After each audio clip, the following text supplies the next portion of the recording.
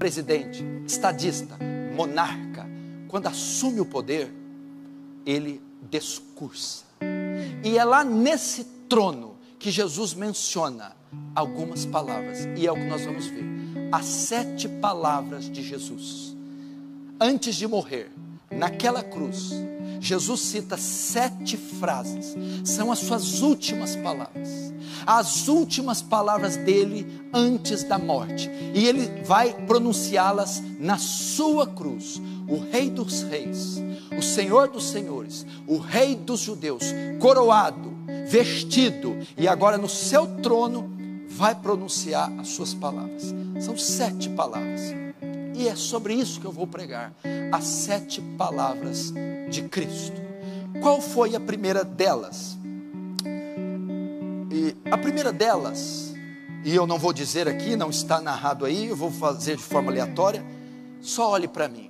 Ela está descrita em João 19, 28. Muito engraçado, o apóstolo João, muito interessante, peculiar, é ter registrado essa palavra. João 19, 28, Jesus pronuncia a primeira palavra: tenho sede. É isso que ele fala, do alto da cruz, pregado. João 19, 28, Jesus diz: tenho sede. É a primeira das 7. O que isso significa? Por que ele disse isso? Foi o apóstolo João quem registrou isso. Se você ler o livro de João, o Evangelho de João, você vai ver que João, ele está preocupado em mostrar a humanidade de Jesus. Por isso que vai dizer, no princípio era o verbo, o logos, o verbo estava com Deus, o logos estava com Deus, e o verbo era Deus. No verso 14, João 14, e o verbo, e o logos, e o divino se fez carne, se fez homem. Por quê? Porque a primeira grande ameaça da igreja do primeiro século era uma seita, um segmento religioso que se chamava gnosticismo e docetismo, ok? O que o gnosticismo e o docetismo ensinavam? Que Jesus Cristo era só Deus, era só divino, não era humano, ele não podia ser humano, ele não tinha carne, se ele andasse na areia não ficava pegadas lá. João teve que lidar com isso, a igreja teve que lidar com, no primeiro século, combater o gnosticismo, porque Jesus Cristo, ele era Deus, sim, era 100% Deus, mas era também 100% homem. Por que Jesus disse isso? Primeiro, o sentido era apologético, defender a natureza humana, dizendo que até nos últimos dias de vida, ele continuava homem, porque falou, tenho sede. Sede é uma faculdade do homem, uma faculdade física, uma necessidade fisiológica do corpo, mostrando a humanidade de Jesus. Mas o que isso reporta para nós? O que mais está dizendo? Docetistas, gnósticos, se não houver humanidade em Cristo, e só divindade, não pode haver redenção. A ideia que João está passando é assim: para nós sermos redimidos, perdoados, é necessário um sacrifício feito no nosso lugar, e um sacrifício substitutivo. Mas para que o sacrifício seja perfeito, esse sacrifício deve ser 100% humano. Jesus, quando diz no alto da cruz, tenho sede, ele estava demonstrando, quem está aqui pregado é um sacrifício exatamente como vocês, humano exatamente como vocês, e vai na cruz morrer para vocês serem redimidos. Por isso ele disse, tenho sede. Ele está provando a humanidade de Jesus. A expiação só poderia se dar por um outro homem morrendo, e Jesus era 100% homem.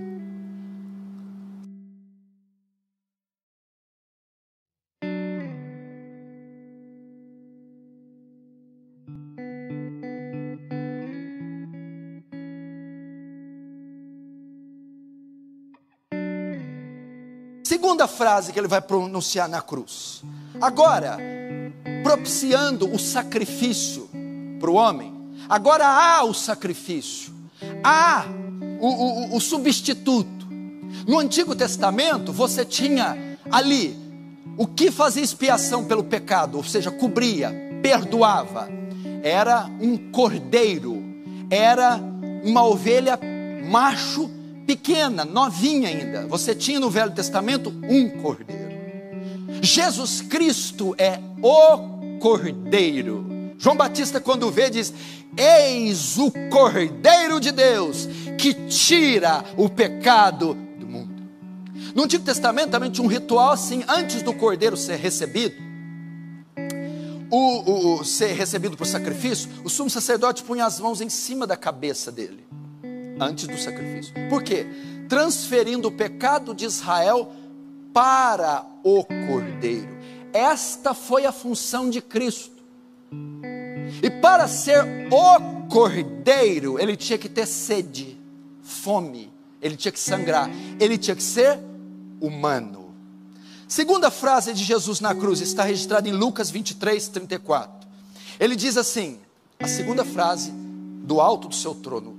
Primeiro discurso dele: tenho sede. É normal um monarca exigir algo, né? Agora eu estou tomando posse do reino, tenho sede. Segunda frase do seu discurso: Pai, perdoa-lhes os seus pecados. Ou em outra tradução, que eu gosto mais: Pai, perdoai-vos, porque eles não sabem o que fazem. Primeiro momento, essa palavra está sendo dirigida para os judeus. A Torá falava tanto do Messias, os profetas, a lei, os profetas menores. Israel esperava tanto o Messias, tanto. E o Messias chegou, se encarnou, instaurou o reino. E o que aconteceu? O próprio povo desse Messias o entregou, o matou, o sacrificou. A ideia de Jesus: Pai, perdoa-os, eles estão equivocados. Isso é uma reação em cadeia da primeira frase. A primeira é: eis o sacrifício, quando ele vai dizer: tenho sede. A segunda: Pai, perdoa-lhes. Pai, expia-lhes. Agora que o sacrifício foi oferecido, agora que Deus se encarnou em um homem para se oferecer, primeira frase: tenho sede. A segunda: Pai, perdoa-lhes. Pai, expia-lhes o pecado. O cordeiro está aqui, verta meu sangue, cubra. Agora eles podem ser perdoados, agora os pecados podem ser removidos. Lembra de Romanos 3, que fala: todos os pecados destituídos da glória de Deus estão, tendo Deus em sua paciência tolerado os pecados dantes cometidos. Os pecados estavam todos em uma conta, desde o sangue de Abel, desde a transgressão de Adão. Agora que o sacrifício está ali na cruz, Pai, perdoa-lhes. Pai, remove-lhes. Pai, expia-lhes o pecado. É essa que era a ideia. Agora temos um sacrifício para o perdão. Meu irmão, essa é a grande maravilha da encarnação de Cristo, da humanidade dele. Porque naquela cruz, fazendo homem, ele pôde expiar seus pecados. Você não precisa mais morrer. Há perdão para qualquer tipo. E os puritanos diziam que aqui, ele não estava só dizendo dos judeus: Pai, perdoa-lhes, Anás, Caifás, Herodes, Pilatos. Ele estava estendendo esse perdão para o irmão Walter, que está sentado ali. Ele estava estendendo para a Tati, o Juninho, que estão lá atrás. Estava estendendo aqui para o irmão, eu esqueci o nome. Ele estava estendendo para Maria: Pai, perdoa-lhes. O meu sangue transcenderá as eras. Agora vocês podem ser perdoados. O pecado de vocês pode ser apagado. Vocês não precisam ficar mais inimigos de Deus. A inimizade foi desfeita. Há reconciliação, há expiação para você. Na segunda frase,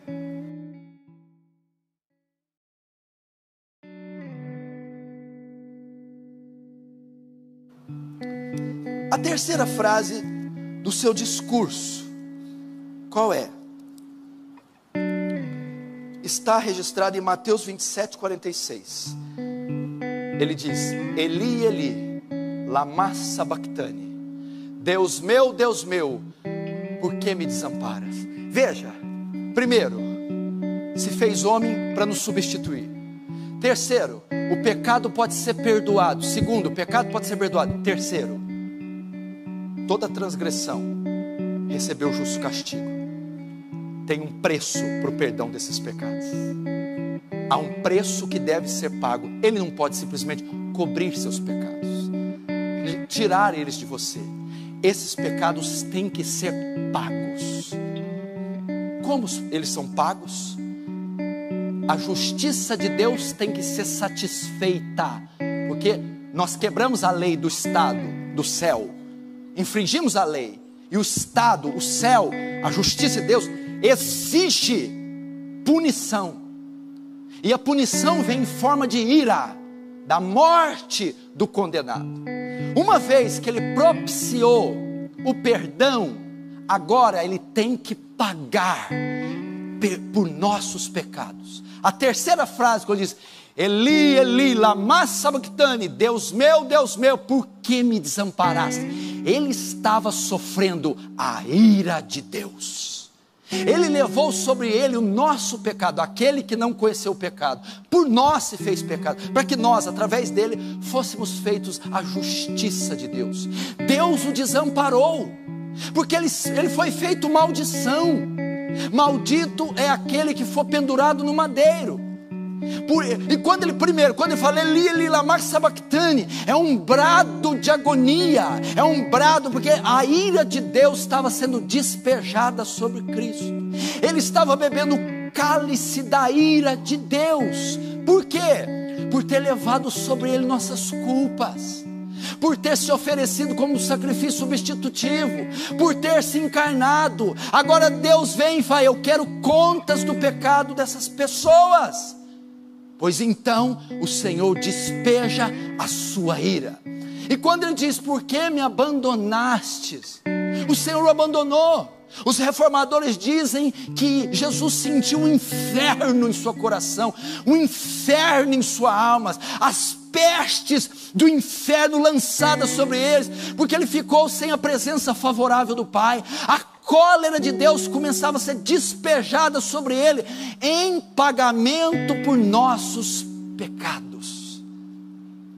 É a terceira frase da cruz. Eli, Eli, lama sabachthani. Se fez pecado, sentiu o inferno.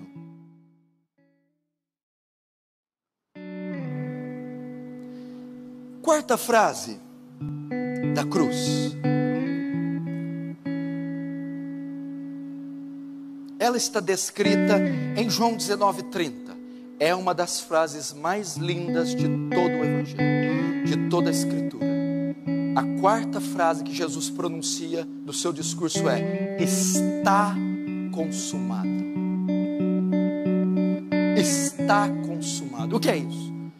Uma vez que ele se fez carne, teve sede, para nos substituir, nos substituindo, agora pode expiar nosso pecado. Expiando o nosso pecado, tem que pagar por isso.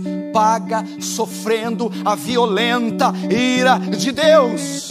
E agora, satisfazendo a justiça de Deus, Ele pode dizer: tetelestai, está consumado, não há mais nada que pagar, toda dívida foi paga, está consumado.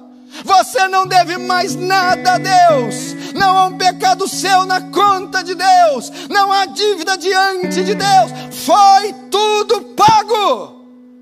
Tetelestai é a palavra grega para estar consumado. Ela tinha 3 sentidos. Primeiro, ela era usada quando um filho cumpria todos os desejos do pai. Quando o pai dava uma ordem para o filho completava. O filho chegava no pai: papai, tetelestai. Primeiro, Deus deu uma missão para o seu filho. Deus deu uma missão para ele cumprir. Cumpre o plano da redenção. Jesus pegou o plano e lá na cruz disse: papai, tetelestai, missão cumprida, resgate pago, raça humana redimida. Segunda palavra para tetelestai era de uma agência bancária, era uma dívida, era uma promissória que você tinha quanto ao banco.